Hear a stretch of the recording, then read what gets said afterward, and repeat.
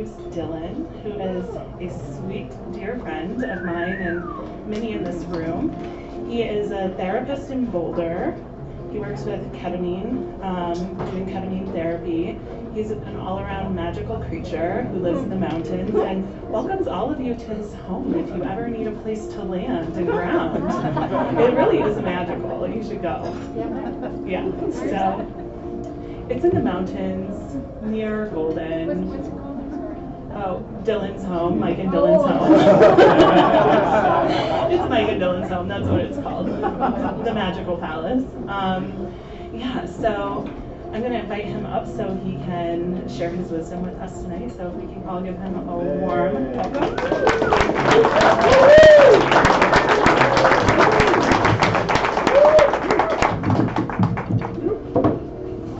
Hi, everybody. Thanks for coming out. I appreciate you all being here. Yeah, I just want to echo what Katie said. Mercury Cafe is obviously a really beautiful place.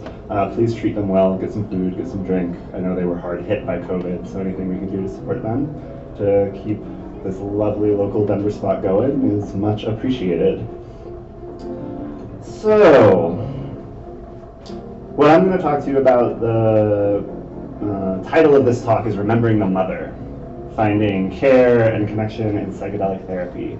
And in that, there's going to be a lot of talk about archetypal energies, feminine, masculine, and I just want to make a few disclaimers about that. I'm definitely operating from a perspective that we all are a little bit masculine, all a little bit feminine. It's something we all embody. And a lot of what I'm going to look at in this talk is some ways in which the kind of more masculine principles in our society have become really unbalanced. And at times that might be seeming like I'm giving it a bad rap, or it's like doesn't have value, and I want that to be clear that that's very much not the case. Like there's clearly a lot of value in the masculine, just as there is value in the feminine. And I am coming from a place of where society overall has become really kind of masculine dominant, and it's that imbalance that is getting really toxic and hard and difficult for a lot of people. And that psychedelic therapy and ceremonies offer this invitation into a more feminine way of being that at this point is pretty foreign to us. So that's where it gets healthy, is that it's working to balance something. In that, I just want to be clear that I'm not necessarily an expert. I have an idea about some things, I know some stuff, I'm here to talk to you about some of the stuff I know, but I don't know it all. And there's probably stuff in here I haven't considered, stuff you might know really well. And to that end, I ask you to kind of enter this conversation with me as a contemplation, just something to chew on, something to consider. There's a quote I have from an Irish poet named Fiona MacLeod that I want to share that kind of gets to this end. In the original quote she says, "I write, but I'm going to change it to I speak." I speak not because I know a mystery and would reveal it, but because I have known a mystery and am today as a child before it, and can neither reveal or interpret it. So my hope for you this evening is to just kind of get into a territory with me, and hopefully we can chew on it, think about it together, consider it from a lot of different angles, and really, ideally, find some inspiration to move towards a fuller, brighter, more connected world.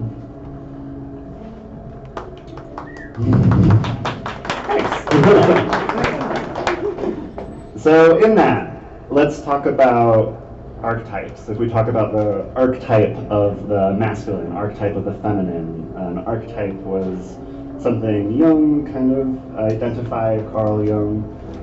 It was later elaborated on by the hero's journey and the work of Joseph Campbell. It's these kind of mega themes through culture, these things that can be identified. The archetype of the divine masculine, the archetype of the divine feminine, like, what do these things mean? So I'd love to just get a few ideas from you, and we can start with the masculine. So if you think about archetypal masculine energies, properties, what that kind of means to you, shout out a phrase, a few words. What do you got? Since it's a kind of cultural agreement anyway, what do we agree on? Agentic. Say it again? Agentic. Agentic? Yeah, it's got a purpose, it's got a direction. Okay. I don't know that word. Nice. Purpose, direction. Yeah, totally. Aggression. Aggression. Suppressing emotions. Suppressing emotions. Authoritative. Willful. Willful. Yep. Testosterone. Testosterone. Classic. That's the hormone. Other thoughts? Those are great. For me, there's also this layer of very kind of cognitive or like expertise.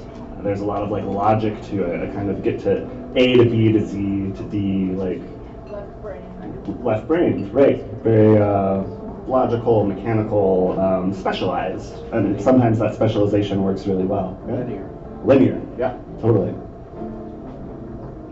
On the flip side, let's talk about the feminine. What do you all know about the feminine? Receptive. Nurturing. Gentle. Emotional. What else? Creative. Cooperative. Beautiful. Yeah. Beautiful. That's a good one. So I wanted to talk to you a little bit about my experience of embodying both masculine and feminine characteristics in my life, and the way in which I had the feminine kind of turned off, shamed, shunned. And I want to be clear that I'm up here speaking as a man, somebody who was born into a male body, and if you have women you care about in your life, I imagine pretty much every woman in here has at least one or two stories they could come up with right off the top of their head where it was not okay to be a woman. So if you have people you care about in your life who are women, I would encourage you to have that conversation with them. Who are they? Can they get to share that vulnerability with you? For me, being a queer boy in rural Indiana, the thing that immediately comes to mind around this was like a girl. I did a lot of things like a girl. I run like a girl, I throw like a girl, sometimes I talk like a girl, and that was it. It wasn't any other shaming like adjectives or pieces on top of it. It was just enough that it was like a girl.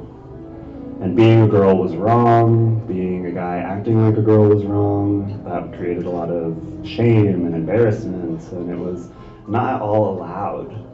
I wasn't allowed to be soft, gentle. I wasn't allowed to not have that single-driven kind of purpose in athletics. It was not acceptable that in soccer practice I just wanted to be an ice fairy in the corner, living out my Fantasia fantasy.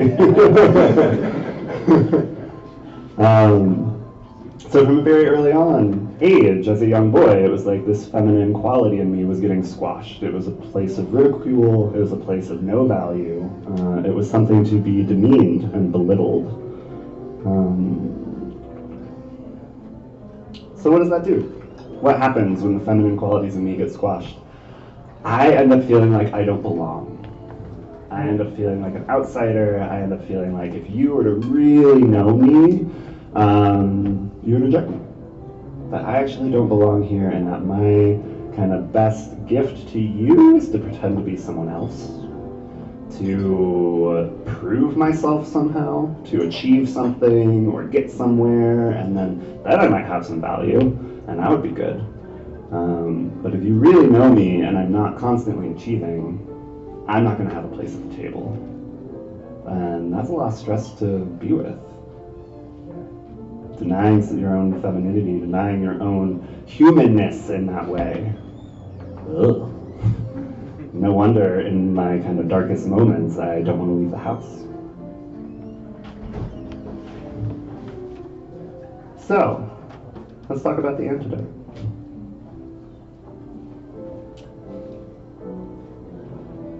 There's a lot of excitement around psychedelic therapy right now, and I think a lot of it comes from this energy a lot of people feel about like it can kind of change the world.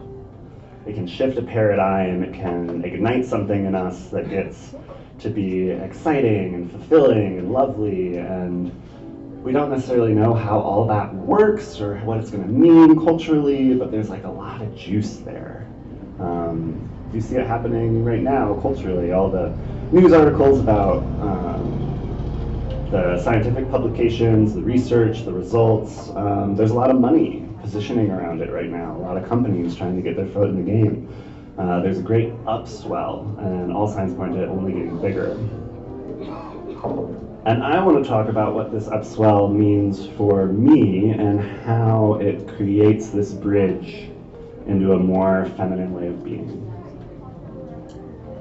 So in the psychedelic ceremonies I've participated in the moments I've been guided, as the medicine comes on, the very first thing that hits me is my body. I get to have all of these sensations, these like rich textures of experience. I can feel my muscles getting liquid and swirly and creative and impulsive, and I realize I'm connected to myself in a way that I didn't even know I was dissociated. Feeling my body so deeply from the top of my scalp all the way down through my palms of my feet, through my heels. I feel ecstatically alive. And in that aliveness, my senses turn on. Music becomes evocatively beautiful. Texture, softness, coziness becomes so enticing and melting. Smells, scents. I become so keyed into my environment. I become present. And in that presence, I find a deep satisfaction, even when it's uncomfortable. Even in the moments of psychedelic therapy where there's been fear or confusion or stress, when I've been screaming because it's the only thing that I feel like I even really know how to do, it comes with a vividness that is delightful and deeply satisfying. I think this is the first bridge into our feminine existence. We live in such an ethereal, cognitive world, which I think is very masculine dominant, that really connecting to the body without knowing, it can be scary if we've never known that, if we don't know how to do that. And yet to actually connect with just the impulsive, natural animalness of my own body is so satisfying and grounding and provides a whole new capacity for me to be me. It's gorgeous, it's beautiful. In that satisfaction and that richness, there also gets to be pleasure. And I think that's something we don't take stock of enough. Culturally, we put a lot of emphasis on the suffering, the change, the growth. There's a little bit of that Protestant work ethic of suffering, pleasure being indulgent, that being something you have to postpone or wait for. That if you're doing something pleasurable or feeling pleasure in yourself, that somehow it's sinful or guilty or wrong. Hamilton Morris, in a recent interview with Tim Ferriss, talks a bit about this, and that he posted some videos of him doing xenon gas, which gets you very high. But the other thing about xenon gas is when, kind of like helium makes your voice very high-pitched and squeaky. Xenon gas makes your voice very low. Yeah.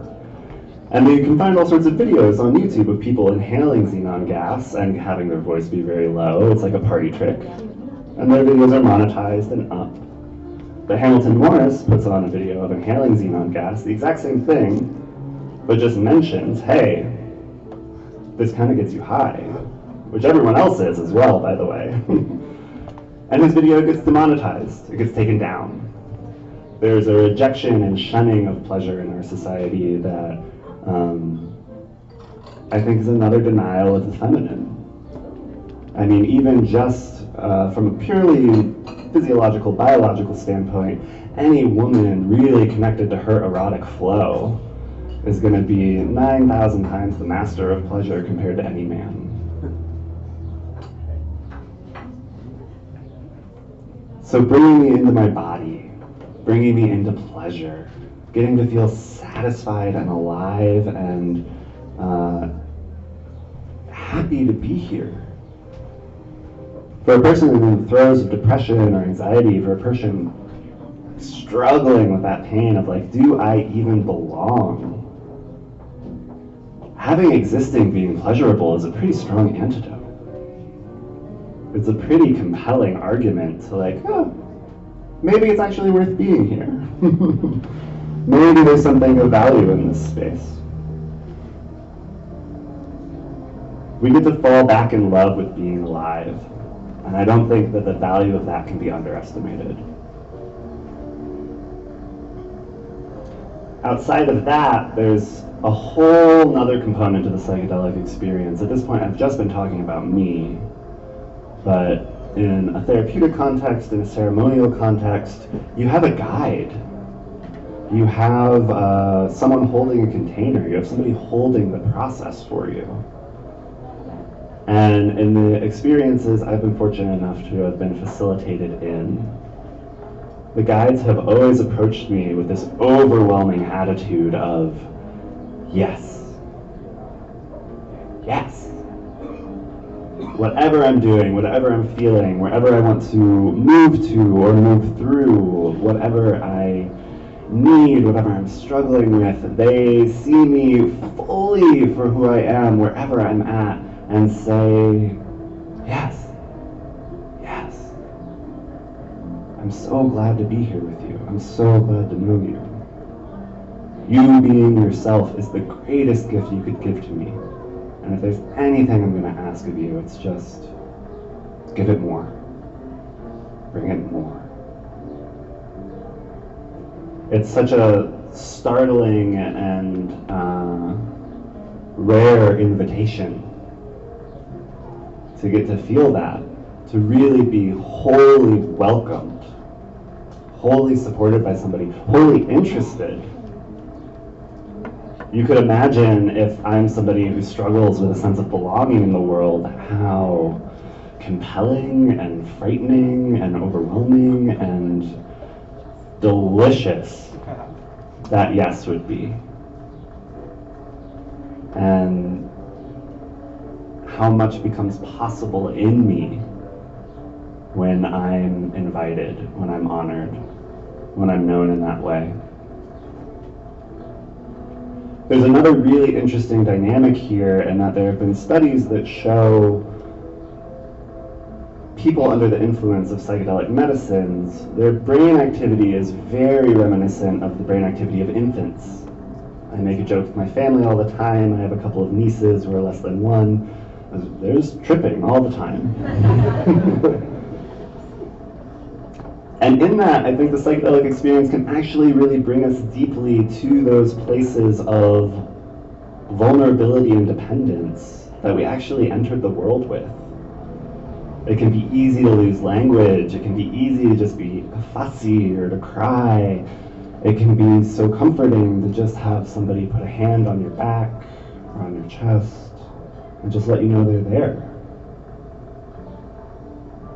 So many of us have had parents and childhoods that were compromised by parents who didn't either know what they were doing, had really rough examples in their own teachings, or even just from economic circumstances couldn't show up. They were too busy doing other things. And that leaves an impact. Even if we can honor the good intentions of our parents, the lack of care, the lack of attention can really disrupt us as children. And science and anthropology is showing more and more and more that the real healthy model for childhood development is the village. A child having a huge group of adults around them who are taking care of them all the time. And I think we can all agree that we're pretty far from that at this point, at least in most circumstances. So at that baseline, your childhood was disrupted in some way. To get to be in psychedelic ceremony, to get to be in the psychedelic experience, where your brain is literally like a baby's. And you have somebody there showing up for you and saying, yes, I love you, I see you, I want to hold you, and I want to see the gifts you'll bring to this world. You get to repattern and retrain that circuit in a way that is incredibly powerful and meaningful and strikes right to the core of that feminine principle you all named earlier, nurturing. We get to be nurtured again. We live in a world where that nurturing can be very few and far between, regardless of whether whoever's doing the nurturing is a man or a woman. So vital, so needed. I don't think it's any coincidence that so many psychedelic ceremonies involve singing. There's chanting, there's music, there's song. And if you think about it, that brings us right back to this very primitive early relationship. We sing to our children. We sing lullabies. It's a beautiful way to be together. And that, I think, is the most kind of profound gift that brings it all together. By entering into the psychedelic experience, I rediscover my body. I get to belong to myself. I get to belong to the environment. I get to belong to all the information streaming in through my senses. I get to belong with the guide. I get to belong with the person holding space. They encourage and allow me to show up. And it takes me completely out of a dynamic of needing to prove myself, of needing to show you I'm good enough by achieving something or creating something. I just get to be good enough exactly as I am, who I am, even if I don't know what I'm doing, which, spoiler alert, none of us do. And it's from that place that I think we can create the societal level of change. We live in a culture that has gotten so addicted to proving. And so many of the people I work with are so hard on themselves because they've failed, or they're not good enough, or that person who they just want to love them is never going to love them the way they want. That it makes our whole experience of being very conditional. And the psychedelic experience can open up a window where we can taste what it means for it to be unconditional. Yes, there's tragedy. Yes, there's hurt. Yes, there's even shame and sadness. And none of that means that you don't belong. If anything, it just makes you all the more human. So welcome to the table. You get to be here too. From this place of belonging, we then start to move in the world differently, invite people differently. Create a different kind of dialogue in our governments, in our schools, our organizations. And to me, I think that's the thing that's most catching or most exciting. This possibility of belonging, not only for ourselves, but for informing a society, informing a world, informing even just the immediate relationships around us. With a sense that I belong, and you belong too. As I come to the end here, I want to share with you a vision I had, a psychedelic story from an experience that kind of gets to this sense of the feminine unfolding, this sense of the feminine reality that's coming to bear, and to hold the paradox that there's a way in which we are so far from this culturally, and I think it is a brilliant endeavor of each and every one of us to find our own belonging and begin to extend that belonging to others. But I think there's also this other side of it that in some ways describes it as inevitable. So in listening to this story, if you're comfortable, I'll ask you to close your eyes. Take a few deep breaths. Feel your body in the chair. Let yourself belong to this moment, to belong to your senses, to belong to what's ever here.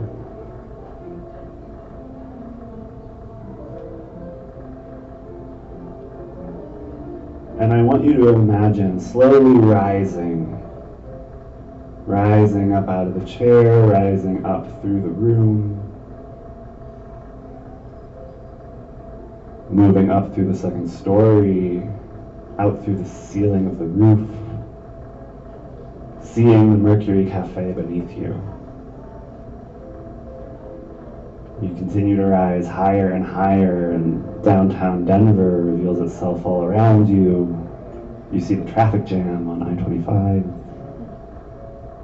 the sun setting. You get even higher and you can see the foothills and the mountains to the west, the plains to the east. Clouds start to dot the atmosphere around you. You start to move higher and faster, and suddenly the continental United States is pulling back from underneath you. You see all the rivers, the lakes, tiny crosshatch of roads and farms. Pulling back even further, you see the oceans to either side. You start to see continents, and before you know it, the earth is there. A globe of blue and green and brown and cloud. You rocket past the moon. You see the sun and all the tiny planets of the solar system. You go even faster.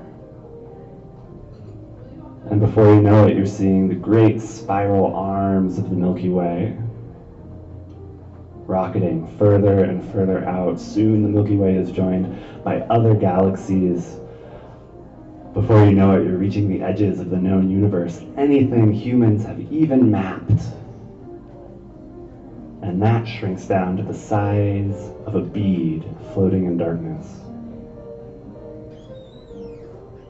You watch that bead of the universe and you realize it's twisting and turning, and out of the shadows behind it, you realize you see an enormous woman dripping in jewels made of light, dancing. Every curve and gesture, shaking, drumming, she is nothing but ecstasy, love, care. She moves with full confidence and full grace. And that bead of our universe is just a single bead in her hair. And to imagine us less than a flea inside of that bead, somehow we could get in her way.